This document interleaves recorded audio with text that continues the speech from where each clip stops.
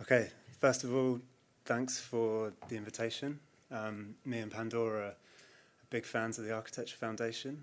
Not enough to be on the league table of funders, but maybe if it was expressed as a percentage of income, it might do better. And thanks for the introduction. It lets me get straight into talking about Costa's Barbers. Also forgot to put our name anywhere in this, so me and Pandora are Brisco Loran architects. So I'm going to read the whole thing, which is risky, but I hope it's a better story for having written it. So, once a pebbly mound in a marshland sea, Batrix Isle, down here, Batrix Isle offered dry land off the shore of an upland Clapham. Settled at least since the late 7th century, the village grew little across the next 1,000 years. But when surveyed by John Rock in 1746, Badrix had become Batters, Isle turned to E, elms had been cleared for a square, and a winding brook filled in for a high street. Over time, the marshland was drained and farmed for lavender and asparagus, but whilst no longer an island, Battersea remains adrift in the fields of Westall's 1848 watercolour. A few years later, a railway bridged the river and the fields, stitching the village into London as one of its oldest centres. Postcards from the 1910s share the hop from village to city on a high street awash with action, signage, awnings and stalls. By the 1970s, the street market was almost 100 years old, with a yard for its stalls carved out behind the shop at number 165, a shop called Costa's Barbers. Remembered by locals as the site of childhood haircuts, the clippers were long gone and the signage freshly shorn when Duncan Blackmore bought the place in 2015. By then an extended but uninsulated box, he let the space to a retailer and dreamt of Columbia Road until kicked into gear by their lockdown departure. Duncan, on the left, hoped to rework the shop as a space where people would continue to work and to engage with the street, but so too as a place they would live. Perhaps one day for his twins, but fortunately then for me and Pans, that's Pandora. With each of our tenancies coming to an end, no prospect of ownership, no money, and no shame, we cut a deal to live in the shop for free whilst undertaking the design and eventual building work.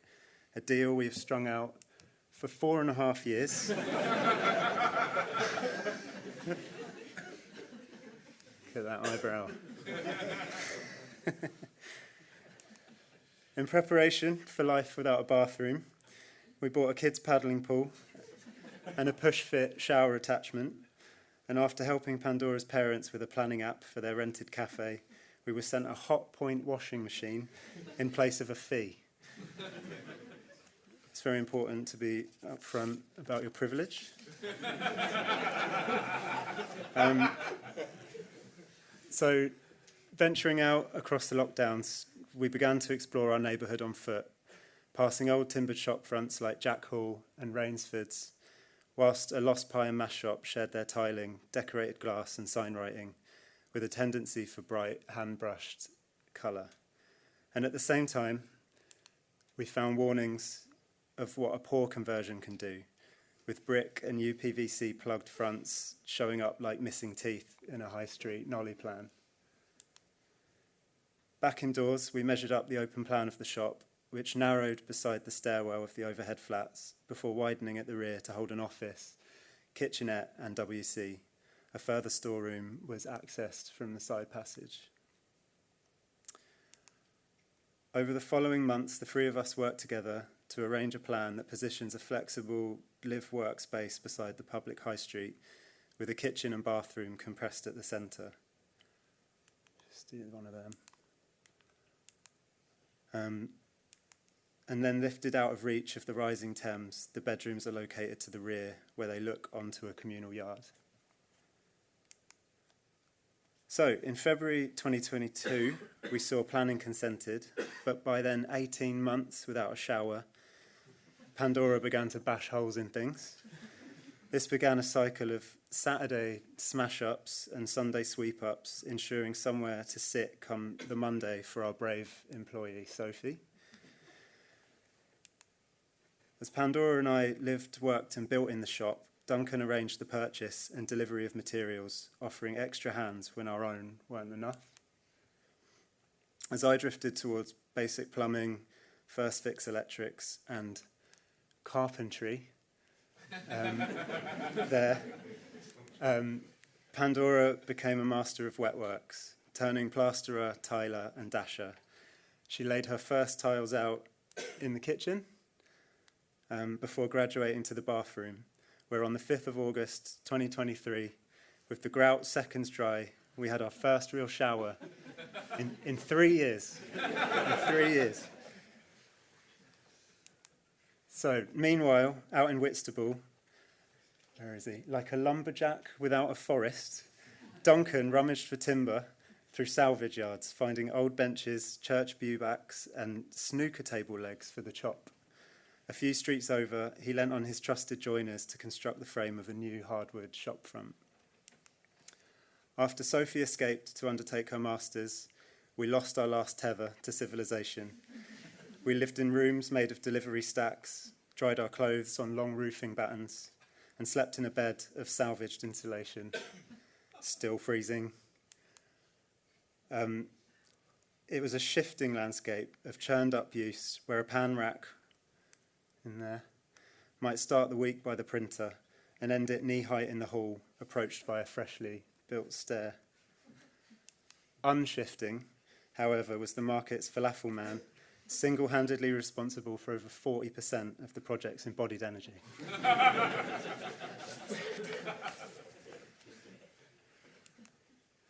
So, on a Monday morning in October 2023, Jim Stevenson came by for a shoot, and after I had unbolted and hidden the street bin, he captured the front. Up out of reach is Costa's Barbers, returned to the signage board where, for a second 50 years, we hope it might mark the address. Down by the pavement, in reach of a brush, is Brisco Loran, announcing the more temporary presence of our architectural practice. And above all of this sits a wide canvas awning with its box bracketed by Duncan's quarter-sawn snooker table legs, a fast solidifying bit of local folklore. In use as both our home and our studio, the facade is configured to support that combination, and many more off into the future. With our name washed out and fresh lettering applied, a future occupant might set the door on its latch and welcome a customer inside, or lift the sash windows to sell goods on a market day. Come the evening, we transform the studio into a living space by dropping a secondary pair of sliding sashes that hold sheets of patterned glass by the artist Jack Brindley. Emerging from traditional lead-bordered stained glass fabrication, Jack has managed to remove the lead by laminating his individual hand-cut panes to a continuous sheet of glass. Opening up again each morning, we return the shop floor to the street, where we work on architectural projects in view of the passing community of residents, shopkeepers and stallholders that have become our friends. What they can see through that facade is akin to the moppable interiors of the street's lost pie and mash shops, with tiling set to the grid of the external paving and Duncan's church pewbacks marking a gloss-painted datum. Beyond this facade, balancing privacy and connection, our thinking on flexibility stretched to configure the internal spaces. A first move shaped the kitchen cabinetry as if a service counter looking out across the shop floor, whilst pinching the passage through to the rear. The same internal threshold is strengthened by a step up to the kitchen, with 2 more lifting you to the bathroom, before a final step rises to reach the bedrooms. The gradual climb is matched by a rising level of privacy, with each room possessing its own floor-to-ceiling height, all registered by the glossy datum of a projected distant flood. At the heart of the plan, the bathroom is a warm, chocolatey cave, whilst the bedrooms are short, cabinet-like rooms with double doors, wooden borders, and inset seagrass mats. Both rooms look onto a yard shared by 6 neighbouring households, where the conditions and conversations of our design work were very different. We remembered London's history of whitewashed brickbacks, looked again at Ben Nicholson's mid-century reliefs, and regularly walked past Walter Menteith's social housing, with its square windows pushed tight to white rendered corners. I think Walter's here. There you are. Hi. And for the material that would complete our elevations, we returned to that old pebble beach on the banks of the Thames, where we'd been lucky to walk across the lockdown, making friends with this guy.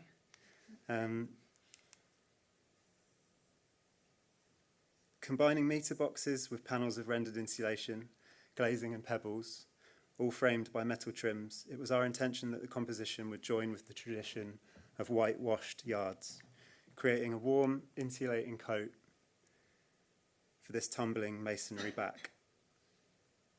So that was Jim's shoot, but with the photos taken and building control signed off, we didn't have any money to pay rent, so we found ways to carry on. We built steps to our bedroom door with brick samples and fresh beach finds, and we built an A-board in search of desperately needed work. Work that we could do at our newly built desk, where clients could visit for meetings and mates come round for pizza. Beyond this, we operated as a shop across the course of the Open House Festival, when Duncan's twins were recruited to sell merchandise of a short-lived bag, hat and mug retailer called Lorna Scribo, which is a mashup of our names. And one evening last September, we rearranged again to host a talk with an audience of around 40 guests who came to see a group of young practices talk about their experiences of self-build, during which, in an example of everything, or so much of what Duncan dreamt the project might offer, passers-by stopped for stretches of the hour to watch the presentations, sharing in the space as they leant on the sills. Now, in the presence of great stalwarts of Battersea High Street, like Rainsford's over there and Ellie's Hair, it would be remiss to make early claims for the impact of Costas. However, after a year of watching us play around with our windows, both the cake shop, so here, and the gluten-free bakery have swapped out their fixed glazing for sliding sash windows, whilst their customers now queue and sip coffee beneath newly hung awnings. This regular appearance of tables and awnings, goods and customers is part of the daily choreography that makes our high street so enjoyable and part of a distinction from their residential neighbours. It's our hope that Costa's Barbers remains a contributor to that energy. Last weekend, the sun came out and the 1,300-year-old high street was looking healthy. We sent pictures of the queues to Duncan on WhatsApp, and we listened to parents talk their kids through the models in our windows. We just need them to start knocking on those windows because the rent starts next month. That's the end.